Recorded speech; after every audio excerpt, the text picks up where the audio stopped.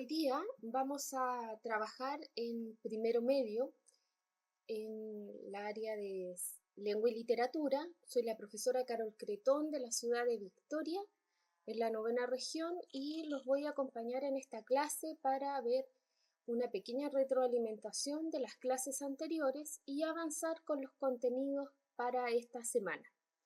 Vamos a partir en primer lugar con algún resumen de lo que ustedes ya conocen para que vayamos retroalimentando y refrescando la memoria. Ustedes ya trabajaron lo que eran las obras literarias, lo que significaba un género literario que correspondía, ¿cierto?, a una de las formas artísticas que el ser humano tiene para poder entregarnos el legado cultural de nuestras generaciones anteriores, y es también el legado que nosotros le vamos a dejar a las generaciones que tenemos hoy en día y para adelante. El género literario, las obras literarias se caracterizan por la ficción, pese a que puedan ser muy semejantes a la realidad o estar basados en hechos reales, no dejan de ser ficción. Por ende, nosotros tenemos que entender que esto proviene de la imaginación de un autor que ha creado un mundo en esta narración y que se va a manifestar a la voz de ya sea un hablante lírico, de un personaje o de un narrador. Tenemos tres grandes géneros literarios, y dentro de esos tres grandes géneros vamos a tener el género narrativo, que es con el que vamos a centrar esta primera parte, porque ya la próxima semana vamos a comenzar a trabajar con el género lírico, que es el género de la poesía, dejando para las semanas que vienen el género dramático o las obras teatrales, que son más bien conocidas. Dentro de este género narrativo, de las obras literarias en general, nosotros encontramos un contexto de producción. El contexto de producción tiene que ver con la época en la que estas obras fueron creadas, en la que estas obras fueron confeccionadas por estas mentes de estos autores, de estos poetas, de estos dramaturgos, y que obviamente tienen directa relación con sus experiencias personales, con su forma de percibir la realidad, con la visión del mundo, las costumbres de la época, por lo que nosotros vamos a encontrar algunas pistas textuales lingüísticas dentro de estas mismas obras que nos van a permitir identificar esos elementos. Pero, así como existe un contexto de producción, nosotros también vamos a encontrar que existe un concepto de contexto de recepción, que es esa misma mirada del contexto de producción, pero acercándola hacia el lector. ¿Por qué? Porque nosotros también tenemos vivencias, experiencias, un grado de educación que difiere entre unos y otros, tenemos cosmovisiones de mundo totalmente distintas, por ende podemos interpretar también de manera diferente. Y a lo mejor, por ejemplo, sus abuelos haber leído una novela hace unos 30 años atrás y luego la leen ustedes en esta época y pueden interpretar o mirarla desde un punto de vista distinto, porque son generaciones diferentes. Eso mismo pasa tanto con la producción como con la recepción. La literatura ha pasado por distintas etapas acompañando a la historia de la humanidad desde sus inicios. Por ende vamos a encontrar literatura que va a acompañar a los clásicos, que es la literatura clásica, que va a estar basada, ¿cierto?, la mayoría de ella en poder recrear la realidad y enseñar también. Era muy, muy lúdica y moralista. ¿Por qué? Porque mucha gente no sabía leer, no sabía escribir, por ende la única forma de enseñarle algunas cosas era a través de interpretaciones o de narraciones. Es por eso que la literatura parte en la oralidad para luego manifestarse en lo que es la escritura. Y así vamos avanzando, la literatura neoclásica, el romanticismo, como ustedes vieron en las clases anteriores, que es una forma de percibir la realidad y que los autores quisieron plasmarla en las obras literarias, también está en las pinturas, está en las artes, pero como a nosotros nos compete la literatura es que nos centramos en ella. Y el romanticismo intentó mostrar en cierto sentido lo que es la interioridad del autor a través de sus personajes. Es por eso que el subjetivismo es muy importante. Ser subjetivo tiene que ver con mirar desde nuestro punto de vista, desde nuestro ángulo, desde nuestro contexto de producción o de recepción, y desde ahí interpretar, desde ahí crear y entregar. Por ende, se deja de ser objetivo, se deja de ser simplemente un observador a ser un participante emocional de estas historias. Y es aquí donde aparecen diversas temáticas que los seres humanos siempre hemos tenido dentro de nuestras inquietudes o de nuestros anhelos, de nuestros deseos. Y aquí aparece el concepto de libertad, que es el concepto con que se trabaja el tema tanto narrativo como el género lírico en especial. Esas ansias de libertad del ser humano, de buscar no solo la libertad física cuando ha tenido las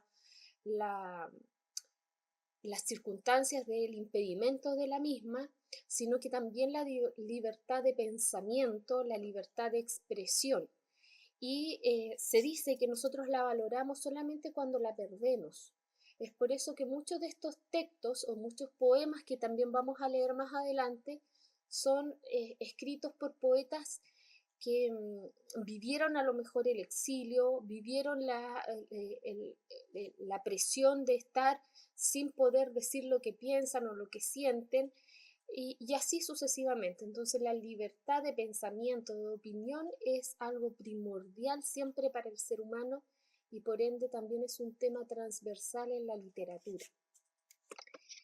Luego tenemos, ya centrándonos en el género con el que se empezó a trabajar y con lo que ustedes están revisando algunos elementos, tenemos al género narrativo, caracterizado por la voz de un narrador, que es el que nos cuenta la historia a través de las acciones que realizan los personajes y también a través de su propia voz.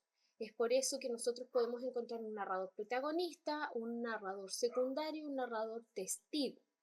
El narrador protagonista obviamente nos cuenta desde su punto de vista, él es el personaje principal de la historia y nos cuenta desde un yo narrativo, que es la primera persona gramatical. Y el testigo y el secundario nos cuentan desde puntos de vista distintos. ¿Por qué? Porque el narrador testigo a nosotros nos ofrece la posibilidad de conocer también dentro de la historia, porque este testigo también era un personaje de ella, pero la historia no le ocurre precisamente a él, pero él nos entrega lo que observa, un poco más limitada su forma de percibir la realidad. Otro elemento muy importante y que es donde nosotros hoy día vamos a centrar nuestra mirada es en los personajes. Los personajes ustedes ya conocen que son entes de ficción, ¿cierto? Son entes que de alguna forma son creados en la mente del autor y que a través de la voz del narrador y a través de ellos mismos nosotros conocemos su interioridad. Porque un personaje es un ser muy complejo, porque el personaje tiene que tener las mismas características de complejidad, tanto física y emocional, que tenemos los seres humanos, con nuestras inquietudes, deseos, anhelos y emociones. Por ende, los personajes son una riqueza enorme de encontrar algunos patrones conductuales muy, muy importantes en la narrativa, y analizándolos a ellos nosotros podemos entender mucho mejor lo que leemos. Vamos a ver que ustedes clasificaron los personajes de acuerdo a 3 opciones. Primero, según su grado de participación, quiere decir cuánto sale en la obra narrativa en el fondo. Ahí tenemos los personajes principales, que son los más importantes, generalmente asociados al protagonista y al antagonista, son los más esenciales de la obra porque la acción narrativa va a circundar en torno precisamente a estos personajes y son los que nos van a entregar la información más importante. Es con ellos que generalmente nosotros nos sentimos llamados a banderizarnos de alguna manera y con los que sufrimos, nos reímos y lloramos también. Los personajes secundarios, como bien dice su nombre, están en un segundo lugar en grado de importancia y permiten la resolución, ¿cierto?, de algunos aspectos importantes para el personaje principal. Generalmente lo acompañan, lo ayudan en buscar sus objetivos y también tienen alguna historia no tan importante que sirve para ir amenizando la lectura o también para ir entregando información extra. De aquí también vamos a encontrar los personajes episódicos, también conocidos como incidentales. El concepto de episódicos tiene que ver con los episodios, aparecen solamente en ciertos episodios y al ser incidentales quiere decir que su aparición en ese episodio fue incidental en la resolución de un elemento. Nosotros tenemos que entender que el género narrativo se nos presenta como una trama, como un tejido, y ese tejido está un poco enredado. Y al estar enredado, todos los personajes tienen la posibilidad de ir tirando las hebritas para ir desenredando esta trama narrativa. Y los episódicos también tienen la posibilidad de tirar uno o dos hilitos para resolver alguna situación y que a nosotros no nos queden en el aire. Como decir, ¿pero y qué pasó con este personaje? Al final nunca se supo de él. Bueno, eso es lo que se tiene que preocupar el autor, que al crear un personaje episódico nos permita resolver algo que puede ser muy sencillo, pero necesita su explicación. Por eso también están presentes en la narración. A veces aparecen una, dos, tres veces, pero su aparición nos permitió desenredar un poquito más esta madeja narrativa. Según su rol que cumplen dentro de una obra narrativa, nosotros vamos a encontrar obviamente al protagonista y el antagonista, que generalmente van juntos, porque uno presenta una fuerza y el otro va a presentar la otra, que se van a interponer, que se van a poner a chocar y que entre ellos va a generar un conflicto. Ese conflicto es lo que va a desarrollar toda la historia y cómo ellos van a hacer acciones para desarrollar esta historia para un lado o para otro es lo que a nosotros nos motiva a seguir leyendo. Y en ese sentido, tenemos que el protagonista y el antagonista están como en un rol un tanto parejo, porque el protagonista necesita un lado opuesto que pueda realmente complicarlo en importancia y en la libertad de sus acciones. Aquí tenemos también personajes secundarios que en el fondo están como para acompañar tanto al protagonista y al antagonista. Con los antagonistas generalmente los conocemos como secuaces. Y cuando hablamos de secuaces, generalmente lo asociamos hacia el lado negativo, así que por eso es que se van hacia ese lado más antagonista de la historia. Y cada uno de estos personajes, ¿cierto?, va a cumplir un rol de apoyo para alguna de las fuerzas a las cuales ellos se han comprometido a apoyar. Y en ese sentido también son bastante relevantes, como veíamos en la participación, que fue el punto anterior. Tenemos los personajes colectivos que representan generalmente a una comunidad o que representan a un grupo de personas, y los alegóricos que tienen que ver con lo abstracto. Por ejemplo, la rabia, la pena, el odio, cuando a veces están materializados en un personaje. Estos roles que ellos cumplen nos van a permitir a nosotros conocer toda la función en la que nosotros podemos solicitar a estos personajes que vayan desarrollando sus habilidades para que nosotros conozcamos mejor la historia. Y según, por último, su grado de complejidad, nos vamos a dar cuenta que hay personajes que son más complejos que otros, personajes que van a tener una sola característica y esa característica se va a mantener durante toda la historia. Por ejemplo, son personajes valientes y esa valentía se va a mantener en el tiempo hasta terminar la historia y va a continuar siendo valiente.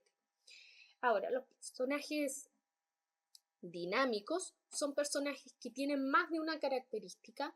Pueden ser valientes, pueden ser introvertidos, pueden ser un tanto solitarios, pero que a medida que cambia y que va avanzando la historia y van desarrollando acciones y van agarrando experiencia, terminan modificando un poco su conducta. Tenemos, por ejemplo, el personaje de Bilbo Baggins en El Señor de los Anillos, precisamente en El Hobbit. donde Bilbo es un personaje que no le gusta compartir, que prefiere más bien la soledad, la tranquilidad de su casa en la comarca, pero cuando se le presenta esta posibilidad de hacer un viaje inesperado, él siente la necesidad de la búsqueda de aventura y se despierta en él algo que él creía que tenía oculto o que simplemente no tenía, que era la curiosidad y las ansias de salir. Y es con eso que también se desarrolla el sentido de compañerismo en este personaje, porque él hace amigos con estos enanos que lo acompañan y termina convirtiéndose, ¿cierto?, en un personaje muy valeroso, muy aventurero y también abre las puertas de su casa para estos nuevos amigos que él ha tenido, que son estos enanos. Ahí tenemos un ejemplo de un personaje dinámico. Ahora vamos a nuestra clase, donde hoy día vamos a trabajar los personajes tipo y vamos a ver una definición de estereotipo, porque los personajes tipo tienen como una línea de separación entre lo que es el estereotipo y el personaje tipo bastante delgada. El personaje tipo no necesariamente lo vamos a asociar a una estructura que nosotros como seres humanos tenemos, sino que son más bien modelos de personaje que los autores eligen para utilizarlos en sus obras. Por ejemplo, si yo les digo, ¿cómo será una anciana?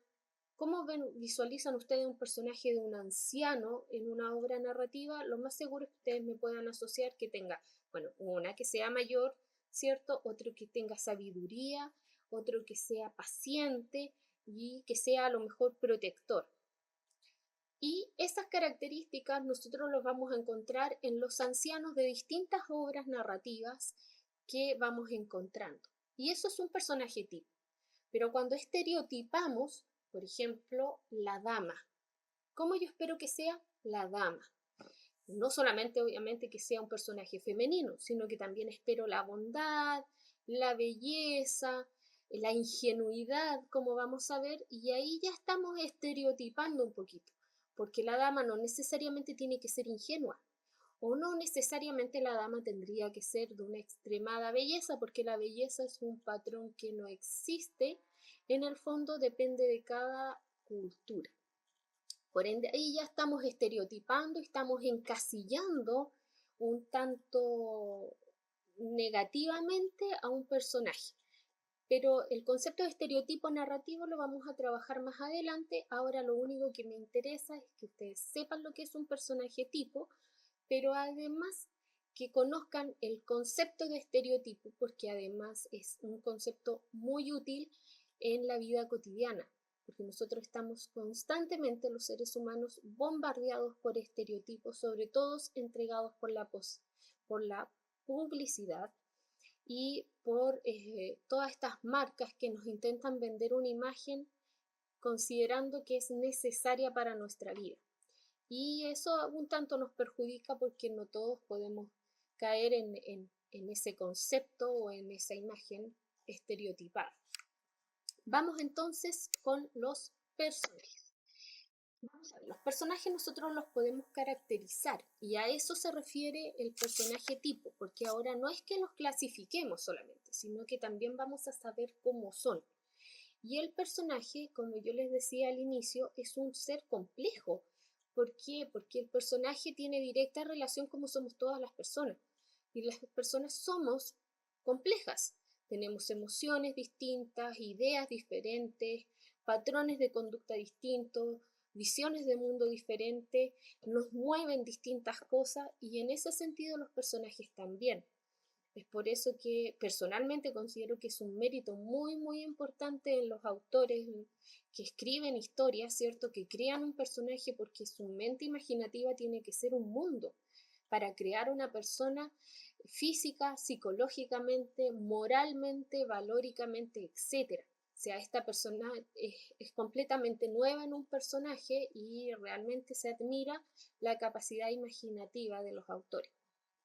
Ahora, estos personajes son muy importantes y además nos permiten elaborar una buena estrategia de comprensión de lectura cuando nosotros los sabemos caracterizar bien. Porque generalmente nosotros el personaje decimos, es principal o es protagonista o es secundario. Lo describimos física y a lo más psicológicamente y listo. Pero resulta que un personaje puede ir mucho más allá porque es el que desarrolla toda la acción. Y tenemos que entender que van a estar estas acciones determinadas por sus emociones, por sus creencias, por lo que lo motiva, por su forma de pensar y su forma de sentir. Y esa circunstancia, cuando nosotros ya miramos al personaje de una forma un poquito más profunda, nos va a servir, como dice en la parte donde está el título en amarillo, para qué nos sirve, nos va a servir para poder interpretar el por qué el personaje realiza esa acción, y interpretando eso nosotros vamos a poder saber también por qué esa historia se resuelve de esa manera. Cuando nosotros entendemos lo que lo motiva a un personaje, podemos entender por qué toma esa decisión y no otra, que es a veces lo que gesta cuando nosotros nos metemos mucho en la historia y criticamos al personaje, pero cómo se le ocurre, cómo hizo esto, cómo no se le ocurrió esto otro. Bueno, tenemos que entender que el personaje tenía a lo mejor otro punto de vista, otra motivación, que era importante descubrirla antes para que yo pueda entender por qué actuó de esta manera. Entonces, una estrategia de comprensión de lectura, el poder interpretar las características del personaje, cómo es, cómo es. En este sentido vamos a tener aquí dos imágenes que corresponden a unas ilustraciones de una saga que se llama Saga de los Confines, viene más adelantito después estipulada por si hay alguno que le interesa, donde tenemos dos personajes, Dulca Sellín y la vieja Kuch. Aquí tenemos un héroe y una anciana, personaje tipo. Entonces, ustedes, como van a tener esta clase disponible, pueden observar luego con mayor detención estas imágenes y responder en su cuaderno estas tres preguntas que están aquí, que tienen que ver precisamente con cómo nosotros, los seres humanos, podemos identificar algunos aspectos que son importantes. Esto es algo que lo realizan igual algunas profesiones que tienen que ver sobre todo con análisis de comportamiento del ser humano, la psicología, la antropología, por ejemplo, incluso hasta los detectives. ¿Por qué? Porque ellos tienen que fijarse en la actitud corporal que tienen las personas, qué es lo que transmite la mirada, qué los motiva, qué es lo que sienten para poder determinar sus patrones de conducta. Los detectives, por ejemplo, a través de la mirada, la postura corporal, incluso su forma de escribir, pueden ellos determinar si esa persona está mintiendo o está diciendo la verdad. Y eso mismo lo podemos ejercitar para mis futuros detectives, psicólogos, antropólogos, sociólogos, etc. Lo pueden a ustedes aprender a utilizar, digo, en lo que es los personajes. Entonces, si dice, ¿qué sentimientos, emociones te transmite la mirada y la actitud corporal de estos personajes? Al volver a ellos, nosotros podemos analizar, por ejemplo, que el héroe, el hombre fuerte que se encuentra ahí, tiene una mirada un tanto agresiva o una mirada bien ruda, porque obviamente tiene que demostrar la fuerza. Y la vieja Kuch, como generalmente el anciano lo asociamos a ternura, sabiduría, etc., tiene una mirada de una mirada compasiva, una mirada que a nosotros nos otorga que está pensando más allá en su sabiduría de lo que sabe, de lo que conoce. ¿Qué rasgos típicos asocias a los guerreros y los ancianos? Bueno, a los guerreros, como bien veíamos en estas imágenes, le asociamos la fuerza, la gallardía, la mirada intrépida, ¿cierto? Y al anciano, ya más bien encorvado, bien cobijado y con una mirada, ¿cierto?, que nos muestra su conocimiento de la vida. Nombra otro personaje literario que tenga características similares a las de Dulca Sellín o la vieja Kuch y señala dónde aparece. Pero también para veces, como nuestra lectura puede ser no muy amplia, a lo mejor hay personajes literarios que yo no conozco mucho para poder identificarlos en este concepto, así que también pueden utilizar un personaje de película que ustedes asocian tanto a un guerrero, que es Dulca Sellín, y a la vieja Kuch, que es la anciana sabia de la tribu. Ahí tenemos el dato literario. ¿De dónde provienen estos personajes? Si hay algún interesado, es de una autora argentina, se llama La Saga de los Confines, son 3 textos más un cuarto libro que sirve como para contextualizar. Y dice que el eje de la saga es la lucha de los pueblos de las tierras fértiles contra las huestes, quiere decir el ejército del perverso Misaines, y que es hijo de la muerte. Ahí tenemos este dato literario. Los personajes y sus características, entonces, nos van a servir para entender que este personaje, ¿cierto? Que estos seres de ficción nos ayudan a crear vida en el relato y a darle la movilidad. Sin personajes no hay historia, porque obviamente nosotros tenemos que sentir que esto va funcionando, que va avanzando, y en ese sentido nosotros tenemos que comprender que el personaje vive en un contexto cultural determinado, social y familiar, como dice, con determinadas creencias y valores, y esto nos va a reflejar su manera de sentir, su manera de pensar, su manera de percibir la realidad. Al tener ellos características culturales, nosotros no podemos medirlo de acuerdo a nuestra cultura, que puede ser distinta. Y en ese sentido hay que tenerlo bien en cuenta porque nosotros nos vamos a fijar que cuando ampliamos nuestra mirada hacia ese aspecto del personaje, podemos entender mucho mejor lo que lo motivó a hacer una determinada acción.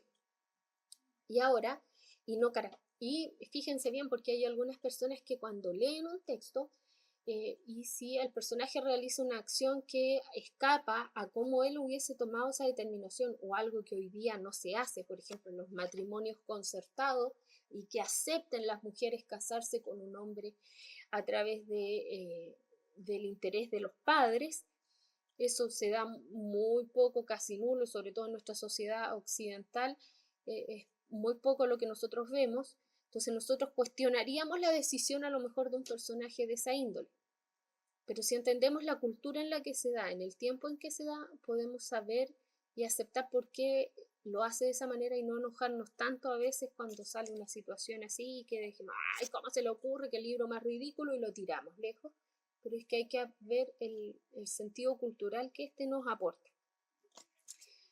Entonces, vamos a ver que hay 2 caracterizaciones que a nosotros nos permiten facilitarnos mucho más lo que corresponde a la caracterización de estos personajes. Son 2. Una, la caracterización directa, y la otra, obviamente, va a ser indirecta.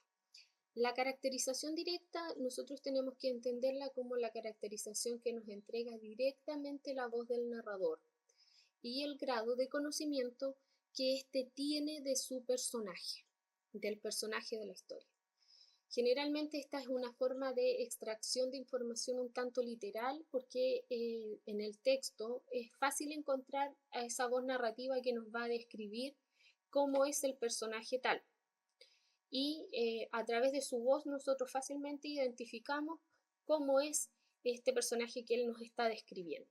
Por ejemplo, dice, Piuqueman y Wilquilén fueron levantando la vista, demorándose en encontrar los ojos relampagueantes de Dulcasellín y la mirada triste de Vieja Cucho.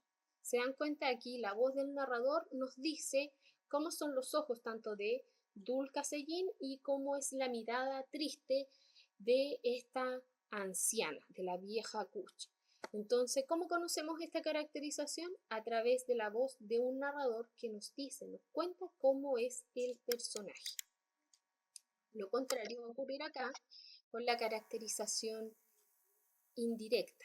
Esta caracterización indirecta nosotros necesitamos para poder encontrarla una habilidad un poquito superior. ¿Por qué? Porque no está literal, no está directamente escrita textual en el relato cómo es el personaje, sino que nosotros debemos inferir. Y esa capacidad de inferencia hoy día en nuestro país sobre todo y en los países donde la comprensión de lectura es escasa, es bastante compleja lograrla desarrollar, aparte de ser una habilidad antigua PSU y la nueva prueba que está para este año.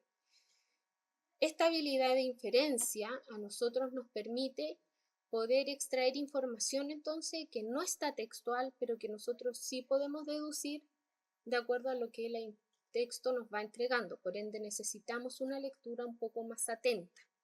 Y es aquí que nosotros, a través de cómo piensan los personajes, de lo que hacen y a través también de lo que ellos sienten y piensan, podemos describir cómo estos personajes pueden actuar o pueden ser. Es importante que nosotros nos demos cuenta de estas características porque nos van a ampliar un poquito el patrón que nosotros tenemos a la hora de caracterizar a los personajes. Leamos el ejemplo. Dice: vieja Kuch miró a su nieta y la pluma de Oropéndola le volvió el recuerdo. Abrazó fuerte a la pequeña, le besó las mejillas heladas, buscando atenuar la inquietud que había vuelto a sorprenderle. De acuerdo a lo que ella hace, ¿considerarían que es una abuela protectora? ¿Considerarían que es una abuela que a lo mejor es cariñosa con su nieta? Yo creo que sí, porque sus acciones de abrazar, de besar, de proteger y buscar apaciguar el sueño intranquilo de su nieta son acciones que solamente le haría a alguien que se preocupa y quiere. En ese sentido, tenemos que, de acuerdo a esas acciones que realiza el personaje, lo podemos caracterizar con bondad, con afecto, con amor y que quiere a su nieta. Y en ese sentido,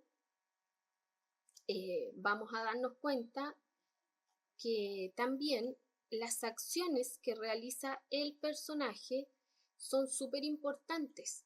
¿Por qué? Porque resulta que también nos van a entregar información de él mismo. Es como cuando nosotros observamos a una persona realizar una acción y podemos después decir cómo es. Esa persona nos puede decir que es muy valiente o que es muy solidaria, pero si lo vemos haciendo cosas que son contrarias a eso, nosotros nunca lo vamos a caracterizar de esa manera.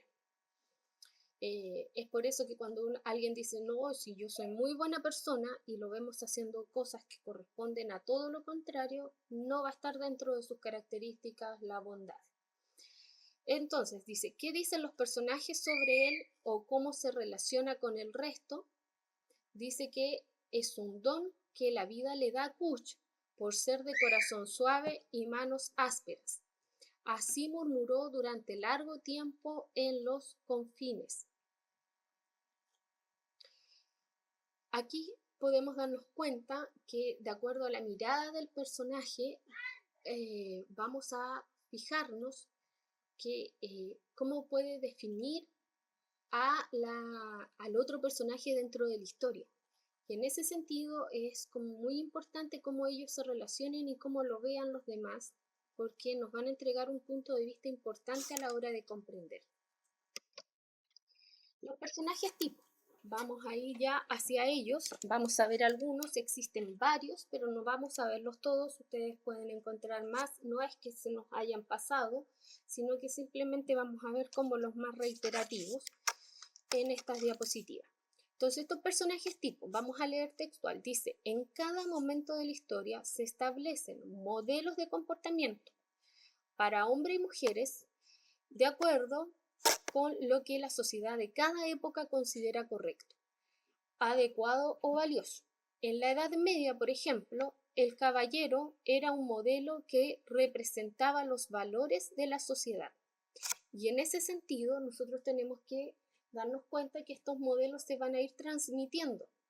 Por ende, si de acuerdo a la cultura el personaje se debía comportar de esta manera, lo más seguro es que eso se manifieste en todos los personajes de esa misma época o del mismo estilo narrativo.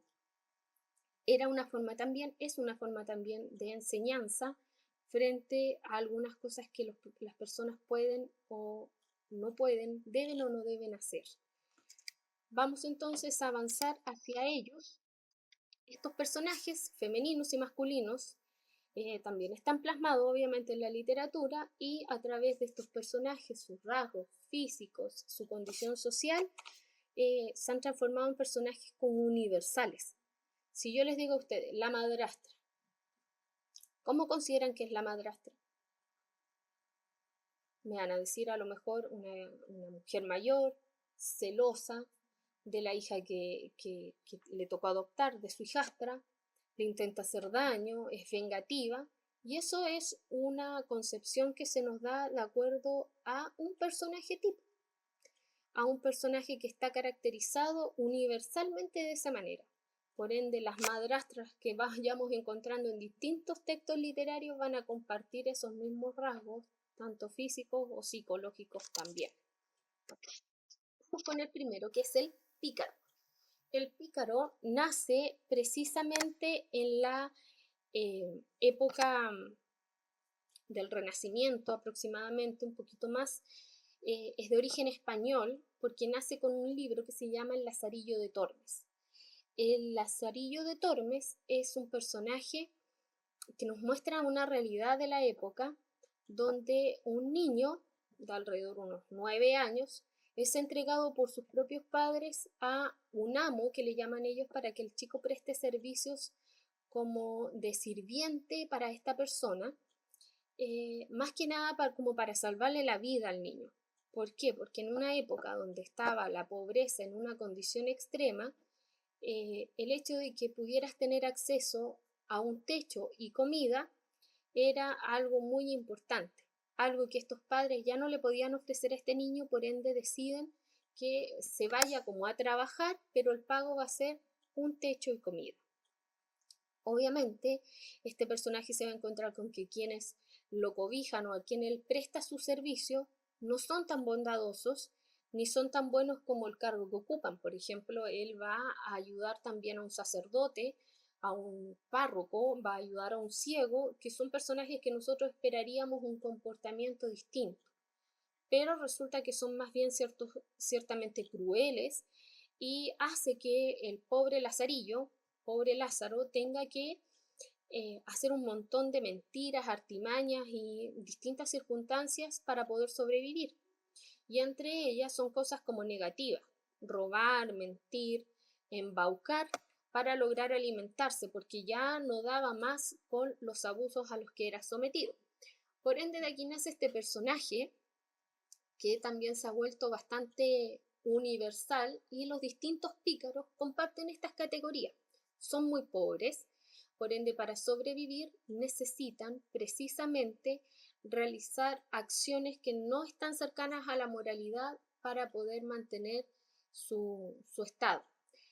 Fíjense, eso sí, que en este sentido nosotros vamos a encontrar que estos personajes, pese a que muestran situaciones un tanto chistosas y pese a que hacen estas acciones, por debajo, como en muchos textos literarios, hay una crítica importante a la sociedad, sobre todo en la sociedad de la época en la que nació el pícaro. ¿Por qué? Porque resulta de que este personaje a nosotros nos permite darnos cuenta de las falencias que habían en la España de aquella época, donde realmente las personas eran bastante pobres y sufrían muchísimo. Entonces, el pícaro es anónimo, Lazarillo de Tormes, precisamente porque en aquella época no se podían decir las cosas que se pensaban, ni mucho menos relacionar la vida con la iglesia. Eso era castigado. Vamos entonces a avanzar con el avaro. El avaro, obviamente su nombre proviene de la avaricia, y la avaricia es el deseo de acumular riquezas lo más que se pueda, sin importar cómo yo acumulo esas riquezas. Y las acumulo no precisamente para gastarlas, simplemente con la idea codiciosa de tenerla bajo mi poder. Y para eso, este personaje que es creado, ¿cierto?, en la literatura, va a tener ciertas características. Por ejemplo, dice este personaje, por lo general, de edad avanzada, es un hombre mayor, vive de manera miserable y codiciosa para aumentar y mantener su fortuna, porque pese a que es una persona muy rica, no gasta nada, por ende vive en condiciones bastante deplorables por no gastar. Y realiza acciones bastante negativas, bastante complejas, para no tener que, en cierto sentido, gastar ese dinero y poder acumular y tener mucho más. Vamos entonces a darnos cuenta que también tiene una característica de muy mal humor, porque es una persona muy gruñona, porque solo así él se vuelve cada vez más codicioso y mantiene sus riquezas en secreto. Otro elemento importante del avaro es que es un personaje que vamos a encontrar bastante recurrente en la literatura y en la vida real. Y tenemos aquí el ejemplo del avaro de Molière, donde tenemos a este hombre muy rico que busca casar incluso a sus propios hijos por conveniencia con personas que no precisamente son lo mejor para ellos. Por ejemplo, para su hija un hombre muy mayor, pero que era muy rico. Por ende, eso le iba a permitir ampliar su dinero, ampliar su fortuna, pero esa fortuna él no la quiere gastar, por lo que también critica a sus hijos si es que le piden dinero para cambiar su vestimenta, para poder viajar o hacer alguna otra cosa. Él lo considera un derroche. Entonces esa condición de avaro nosotros lo vamos a manifestar en distintos personajes que tengan más o menos esta forma de ver la realidad. El seductor. Este es el seductor. Nosotros vamos a encontrar su nacimiento más bien literario en un libro que se llama, y que está aquí en la diapositiva, Don Juan Tenorio. De aquí viene también el ser un Don Juan. Un Don Juan es ser un hombre mujeriego, que precisamente hace alusión a este personaje literario, que es un hombre muy dado a los vicios, como el alcohol y los juegos de azar, y también muy dado a el hecho de conquistar mujeres para poder seducirlas y luego dejarlas. Está en una época, caracterizado sobre todo en una época donde la honra de las mujeres era algo muy valioso, y cuando la mujer perdía su honra manchaba toda la familia y tenía que estar destinada a casarse con alguien que no era de su agrado o simplemente quedarse soltera. Entonces este hombre busca todas las mujeres que pueda para poder seducirlas, tiene muchos encantos, por ende él logra su objetivo, las deshonra y se va, por lo que daña moralmente obviamente a sus víctimas y escapa de lo que es ético o lo que es moral, porque él no respeta las normas, no respeta las leyes y vive bajo la ilegalidad. Pero fíjense que este hombre, pese a ser un mujeriego, siempre se va a encontrar con alguien que lo va a hacer como aterrizar.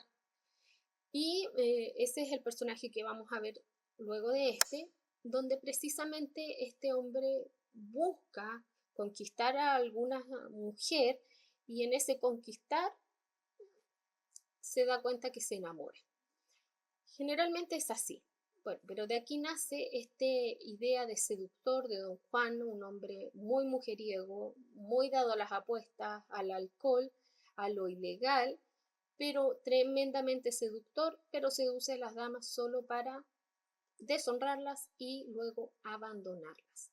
Hay películas de este tipo de hombres, por ejemplo, tenemos un Don Juan que está basada precisamente en esta historia, donde vamos a encontrar también otra película que se llama Casanova, que es también una forma de describir a un seductor siendo un Casanova, y el conocido nombre de este Don Juan Tenorio.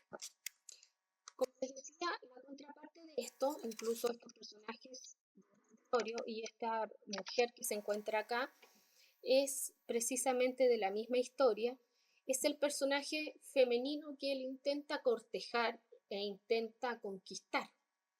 Obviamente no todas son unas damas, hay algunas que están dentro de la misma categoría, pero esta dama es especial, porque aparte de ser muy joven, de ser joven y hermosa, tiene ciertos atributos que la hacen ser distinta, pero que el Don Juan se da cuenta solamente cuando ya está sobre la marcha de su plan. Y eso hace que él se conecte de una manera distinta con esta mujer, porque en su ingenuidad ella se da cuenta o se alcanza a dar cuenta y realiza una acción que conmueve a este seductor. Pero también no solamente la dama es un personaje en contraposición a don Juan Tenorio, sino que también es una dama en todas las obras narrativas que tienen este concepto de dama o de mujer. Este concepto entonces la va a retratar como alguien frágil, alguien que necesita una protección, por ende va a estar como al medio entre el seductor y el caballero. El seductor la quiere cortejar, la quiere tener para él, pero no porque la quiera, sino porque simplemente es un objeto que él quiere tener, es una meta, es una apuesta. Y el caballero es el hombre ideal que la quiere proteger, la quiere cuidar, sobre todo de las manos de este hombre seductor. Entonces, esta mujer también, pese a que es muy inocente, también se nos presenta en algún momento como astuta porque se logra dar cuenta y realiza alguna acción que en el fondo permite vencer las adversidades y causar la admiración en el seductor, que termina a veces enamorándose de ella. No siempre, pero a veces termina enamorándose de ella. En compañía de la dama va a estar el héroe o el caballero, que es este personaje que generalmente va a retratar la valentía y la rectitud. Por ende, es el antihéroe del seductor, y donde tenemos a la dama al medio de ellos dos. Este hombre va a luchar por proteger al desvalido, entre ellos la dama, pero también por destacar ciertas cualidades que sean dignas de imitar. Cualidades como, por ejemplo, la solidaridad, la valentía, el deseo de superarse, etcétera, etcétera. Y eso van a precisar, valga la redundancia, precisamente, que los lectores se sientan un poco identificados porque son los elementos que nuestra sociedad obviamente nos enseñan a que debiéramos nosotros corresponder. Por ende, el héroe siempre se asocia a lo bueno, a la bondad, a lo correcto, a la valentía. Y con esto también a nosotros se nos enseña que las buenas acciones, ¿cierto?, van a tener una recompensa. El caballero errante es un personaje que aparece en la literatura en muchas partes, pero nosotros aquí vamos a ver tres. ¿Por qué? Pues son solo ejemplos, por si acaso. El caballero errante es un personaje masculino, generalmente solitario, sabio, que necesita probar su gallardía, su valentía, y necesita probarse como caballero, como un héroe. Por ende, sale a buscar aventuras que le den experiencia y así defender con la verdad y la justicia a los más desvalidos. Este caballero errante puede ser en algunos casos un hombre mayor, adulto, no un hombre joven, una persona ya de experiencia, que con su sabiduría ayude a los demás. Por ejemplo, Gandalf, del Señor de los Anillos, es precisamente un caballero errante, porque él viaja relativamente solo, pero ayuda a esta comunidad a resolver el problema que tienen con este anillo, a destruirlo con su sabiduría y sus poderes especiales que le buscan ayudar con verdad y justicia. Nace este concepto en Don Quijote de la Mancha, que es un hombre que se volvió loco de leer tantas novelas de caballería de este estilo, como el personaje que está con el caballo. Esas novelas de caballería eran un boom en la Edad Media, ya hacia el siglo XIV, XV, eran un boom, por eso toda la gente leía ese tipo de novelas y tanto leer este personaje se volvió loco. Y decidió salir a hacer aventuras para poder salvar a doncellas de gigantes y de personas malvadas, pero él no se daba cuenta que en el fondo esas novelas eran ficticias. Por ende le pasan muchos problemas en ese camino acompañado de su fiel escudero Sancho Panza, y ellos viajan solos buscando aventuras y gente a la cual proteger. Aquí tenemos El caballero errante también de George Martin, que muchos debieran identificar a lo mejor por Juego de Tronos, y aquí tenemos el caballero errante, que también viaja solo buscando proteger a la justicia. El detective. Antes de pasar a él, Si yo les pregunto a ustedes, ¿cómo consideran que es un detective? Lo más seguro es que ustedes me digan que tiene que ser una persona observadora, una persona inteligente, audaz y una persona que tenga una perspicacia especial para observar aquello donde los demás no ven. Ese personaje detectivesco nace con las novelas policiales y las novelas policiales son muchas y tienen distintos detectives que se transformaron en personajes emblemáticos de esa obra. Por ejemplo, Sherlock Holmes es uno de los detectives más conocidos de la literatura mundial y él comparte estas características junto con otros detectives que pueden haber en la literatura universal. Es un personaje, cierto, que tiene un gran sentido de la lógica, le permite resolver racionalmente un misterio a partir del análisis de pistas. Esas pistas nosotros como lectores de novelas policiales vamos accediendo a medida que la acción va avanzando, por ende también nos podemos transformar en una especie de detective porque también podemos plantear nuestras teorías de lo que podría estar ocurriendo, lo que va a ocurrir al final, quién fue el asesino, quién cometió el crimen. Por ende, esta novela es bastante llamativa desde que hizo su aparición en la literatura universal, precisamente porque los seres humanos siempre vamos en búsqueda del misterio. Entonces, en los clásicos, este detective, ¿cierto?, se va a presentar como un hombre serio, poco sociable, porque obviamente él necesita estar un poquito más aislado para poder pensar detenidamente en sus teorías, muy inteligente y sarcástico. ¿Por qué? Porque él obviamente, como no sociabiliza mucho, no tiene muchas formas de aprender a ser una persona que se pueda relacionar con los demás. Este es el detective. En esta imagen tenemos claramente al detective relacionado con Londres, ¿cierto? Con una pipa, con un sombrero típico o con un abrigo largo, que a nosotros lo asociamos a un investigador. Es un personaje tipo porque donde encontremos uno va a tener estas características, una o dos, no es necesario que estén todas. El bufón nace con la idea como de distender en el fondo la tensión del ambiente y es un personaje bromista que está ahí para entretener. Pero además de ser bromista también es medio tramposo, pero tiene intervenciones en esa necesidad de hacer trampa un tanto ocurrentes y es un personaje un tanto secundario porque generalmente aparece para distender, como les digo yo, el momento, para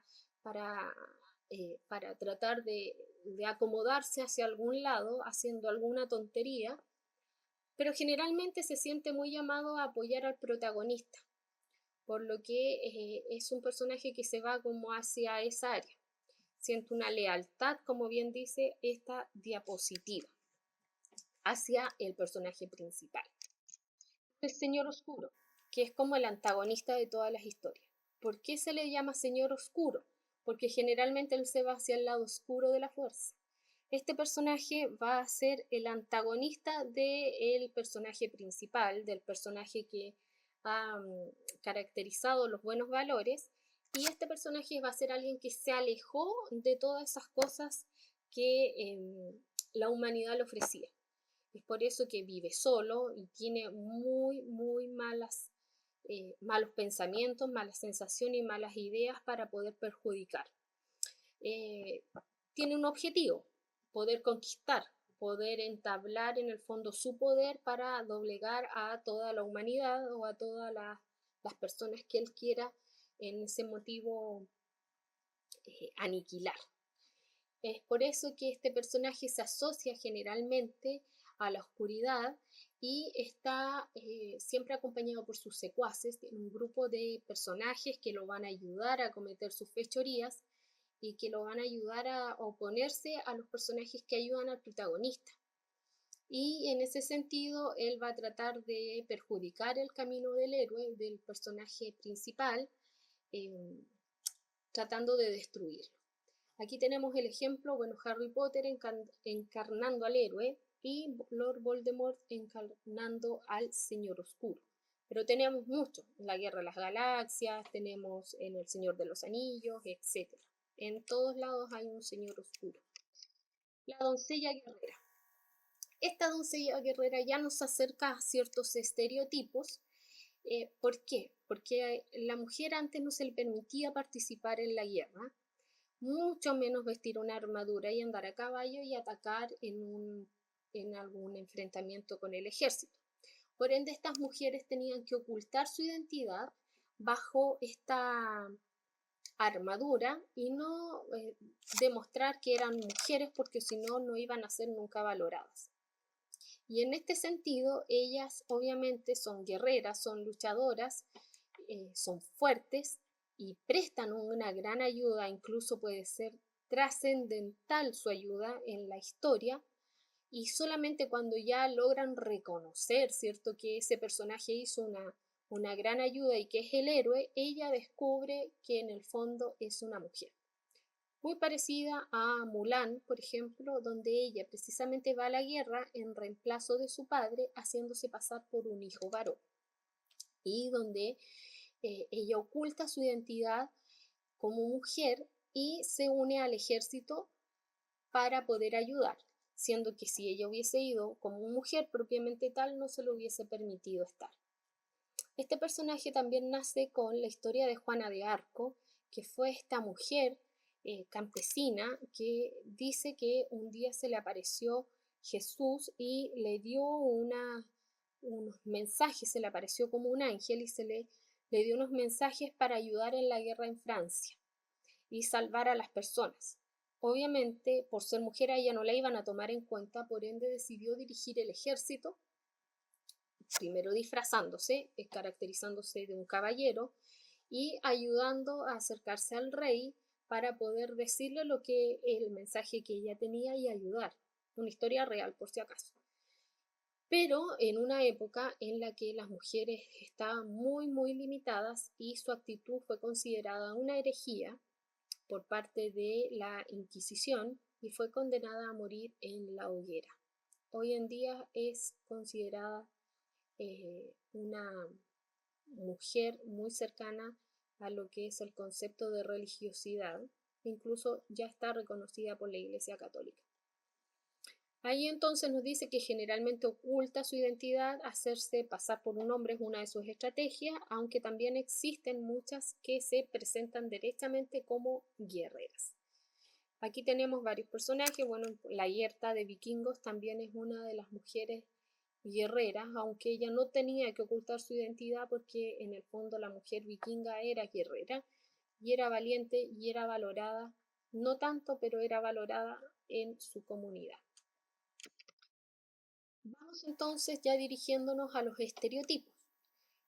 Terminando lo anterior, existen más personajes tipo, incluso en el libro de ustedes del ministerio se van a encontrar con una serie de personajes en la página 49 que pertenecen a esto mismo. Yo les dije que eran varios, por ende no hemos visto todos, pero ya ustedes se pueden hacer una idea de lo que es un personaje tipo y poderlos identificar, porque son universales. Y en ese sentido están los del texto y donde yo les ejemplificaba con la madrastra. Ahora, el estereotipo, como les decía al inicio, raya ahí en el límite con los tipos, porque los tipos, si ustedes se dieron cuenta, no eran encasillados en la moral solamente, sino que también en conductas que son propias de los seres humanos. Y en ese sentido, el estereotipo nos va a encasillar, nos va a cuadrar en una sola imagen. Como cuando nosotros decimos, todas las mujeres son iguales o todos los hombres son iguales. Eso es una estructura encasillada, porque nosotros no podemos meter a todos en un mismo saco. Y es lo que hace un estereotipo. Hace que nosotros veamos los comportamientos de determinados personajes solamente de esa manera, y cuando escapan de eso se vuelven una rareza. ¿Qué dice la definición de la Real Academia Española? Un estereotipo consiste en una imagen estructurada y aceptada por la mayoría de las personas. Mayoría, porque no puede faltar el que me diga, pero yo no considero que eso sea un estereotipo y yo no lo veo así. Sí, puede ser, pero la mayoría sí. Y es esa imagen representativa de un colectivo. Esta imagen se forma a partir de una concepción estática, quiere decir que no se mueve, no cambia, no varía. y son características generalizadas en los miembros de esa comunidad y cuesta muchísimo sacarlas de nuestra sociedad. Y la publicidad tiene mucho trabajo en este aspecto, mucha responsabilidad porque nos muestran un estereotipo de mujer, un estereotipo de hombre, que no necesariamente va a coincidir con lo que las personas en la realidad son. Por ende, existe como un sesgo bastante complejo, peyorativo de lo que es un estereotipo. La literatura, como es un, un parámetro de creación humana, también se hace cargo, obviamente, de personajes estereotipados, y en base a eso vamos a avanzar la próxima clase, en conjunto ya haciendo cercanía a la poesía, el concepto de libertad y romanticismo.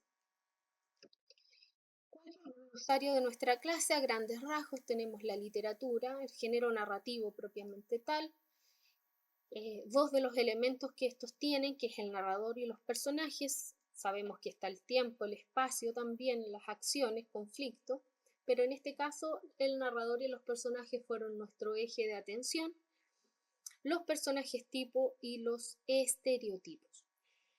Próxima clase, como bien dice en ese recuadro con morado, dice estereotipos masculino y femenino en la narración, el tiempo en narrativa, porque el tiempo también es distinto en las novelas, en las historias, no necesariamente coincide con el real, y en la literatura ya del romanticismo a través de la poesía, con el eje transversal de la libertad.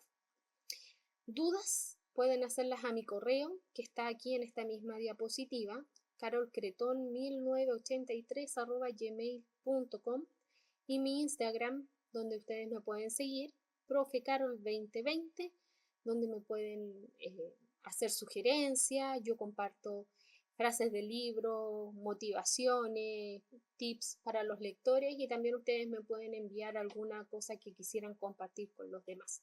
También pueden responder algunas dudas en esa página. Así que espero que les haya servido la clase. Cuídense, lávense bien las manos, protéjanse, protejan a su familia también y demuestren que en Chile somos bien inteligentes. Así que cuídense, espero haya servido y nos vemos la próxima clase.